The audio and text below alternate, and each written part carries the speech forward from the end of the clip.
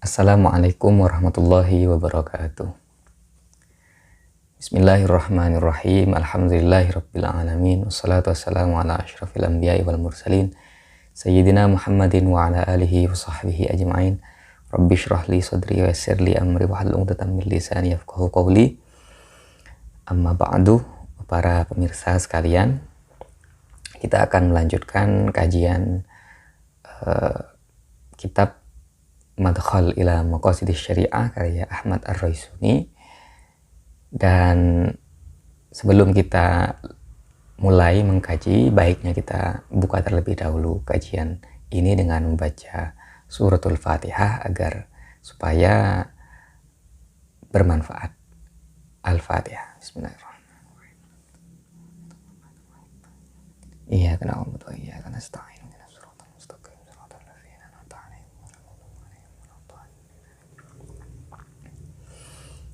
Baik, pada pembahasan sebelumnya telah dikemukakan tentang argumentasi Ar-Raisuni mengenai rasionalitas ibadah.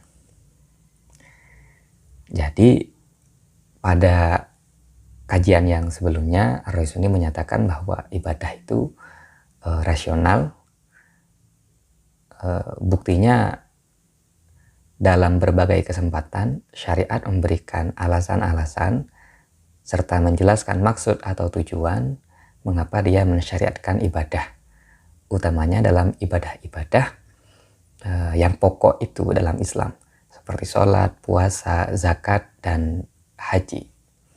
Dan kemaslahatan yang ingin diwujudkan oleh syariat yang terkandung dalam ibadah-ibadah tersebut adalah kemaslahatan duniawi. Ya.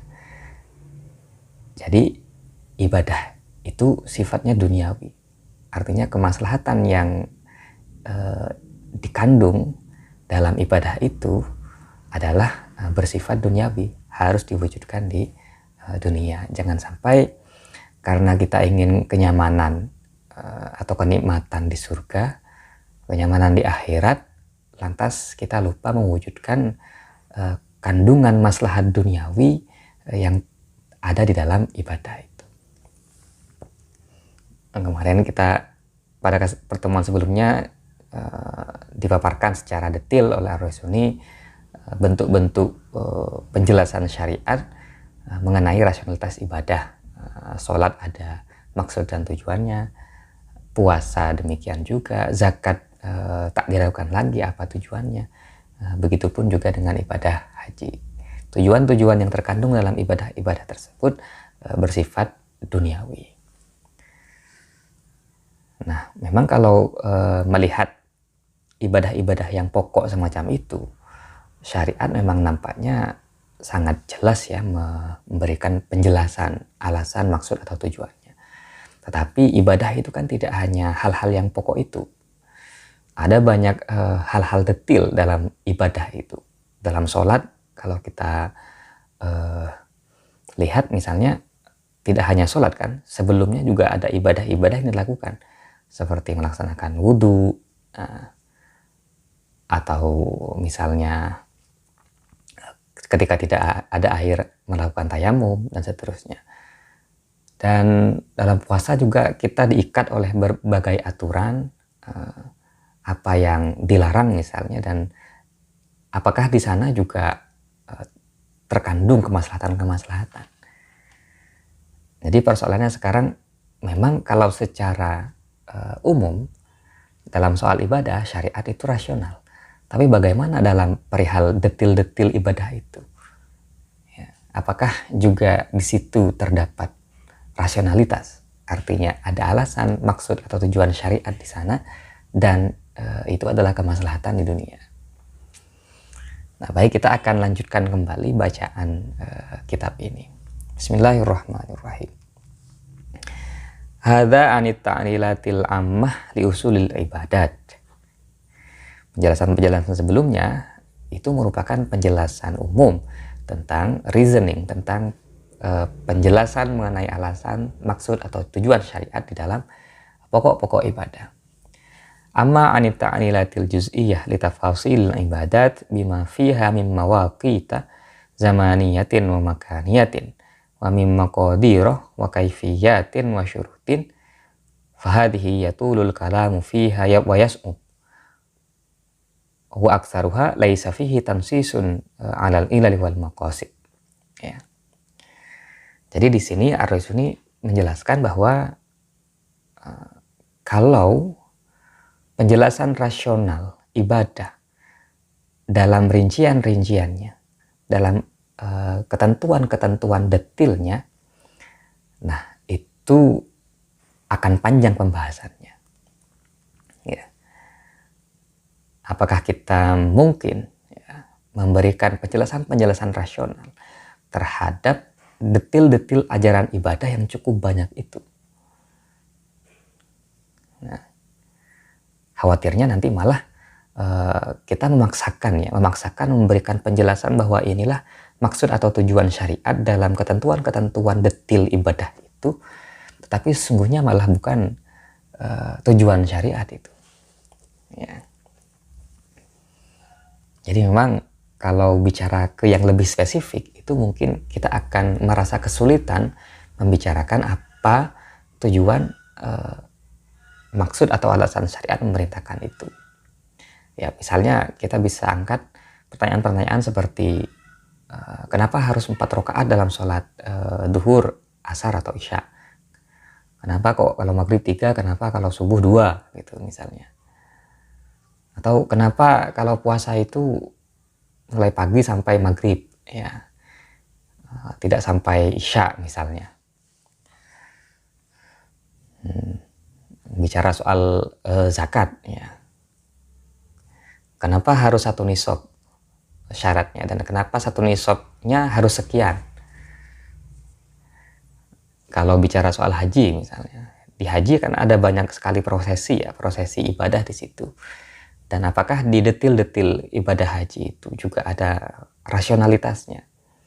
Ada maksud, alasan atau tujuan syariat dan kemaslahatannya adalah kemaslahatan duniawi. Memang kemarin telah dijelaskan bahwa haji itu memiliki maksud dan tujuan. Tujuannya adalah kemaslahatan, jelas secara umum begitu. Tetapi dalam praktek spesifiknya dalam ibadah haji seperti tawaf, sa'i, lalu melempar jumroh dan seterusnya, apakah di situ ada kemaslahatan yang ingin dituju dan kemaslahatannya duniawi? Jadi begitu problemnya. Memang secara universal ibadah itu rasional, tapi secara spesifik detilnya, apakah masih tetap bisa dipertahankan argumen ini? Ya. Nah, jadi bagaimana penjelasan Ar-Raisuni selanjutnya menanggapi kegelisahan ini atau problem ini? Nah, di sini dia menjelaskan begini. Walakinni fi hadhil ujalah usajjilul malhuzati taliyah. Dalam kesempatan yang singkat ini, saya akan memberikan catatan-catatan berikut ya, untuk menanggapi persoalan tadi. Kata dia, al-ahkamul ammatu wal kulliyatu tasri' ala juz'iyatiha wala yakunu al-hukmul kulliyu sahihan illa hina yasduku ala juz'iyatihi kulliha au mu'dhamiha 'alal aqal. Jadi dia ingin menekankan bahwa hukum universal itu berlaku pada hal-hal yang bersifat partikular. Ya. Tidak mungkin hukum yang universal itu benar kalau ia tidak ada dalam hal-hal partikular yang dinaunginya.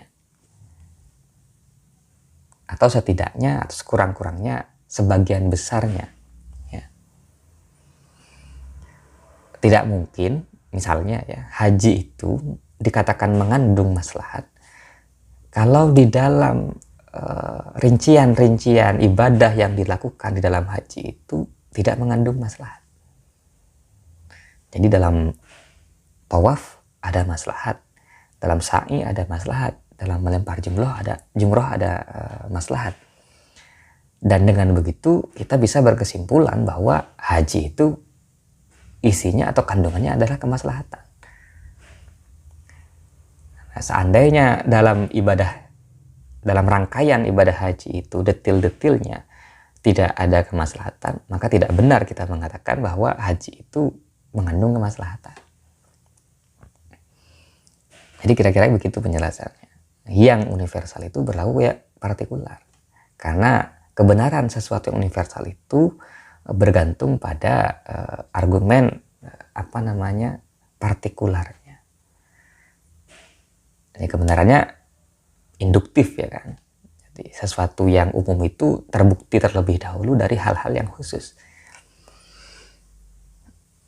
Fa'idza kanatil ibadatu mu'allalatan fi usuliha wa umumiyatiha bi ta'lilatin maslahiyatin muta'addidatin wa mutanawwi'atin dunyawiyatin wa ukhrawiyatin fa inna tafasilaha wa ahkamaha al-juz'iyyatah waqi'atun ala hadzal minwal ya sawa'un dhaharat au khafiyat ulimat au juhilat ya. Ini penegasan ya. Apabila dalam konteks umum ibadah itu mengandung kemaslahatan, maka dalam konteks yang lebih khusus dari ibadah itu juga pasti mengandung kemaslahatan. Ya, baik itu kemaslahatannya tampak jelas atau samar, diketahui atau tidak diketahui. Jadi di sini ada semacam keyakinan yang ditanamkan bahwa kemaslahatan ibadah itu tidak hanya dalam konteks universalnya, tetapi juga dalam rincian-rincian ibadah itu.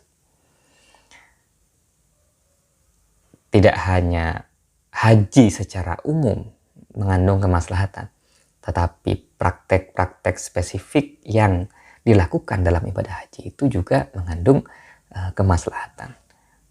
Baik kemaslahatan itu tidak kita ketahui atau kita bisa mengetahuinya.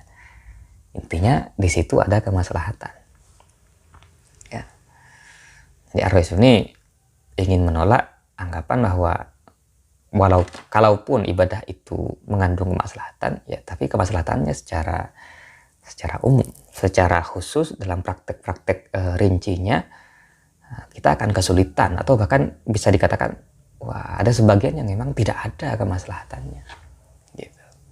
Ar-Raisuni menolak itu. Itu argumen pertama. Argumen selanjutnya